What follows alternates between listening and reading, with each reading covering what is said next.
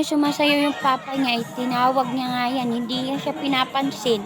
Parang gusto niya ipakita yung sayaw niya. Ay, talaga naman. Ito nga yung padis niya na sumayaw, yung anak ng pinsan niya ay, naku naman, di talaga magpapahuli yung mga anak sa tatay ay.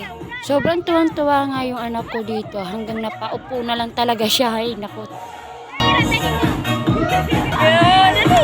Dali!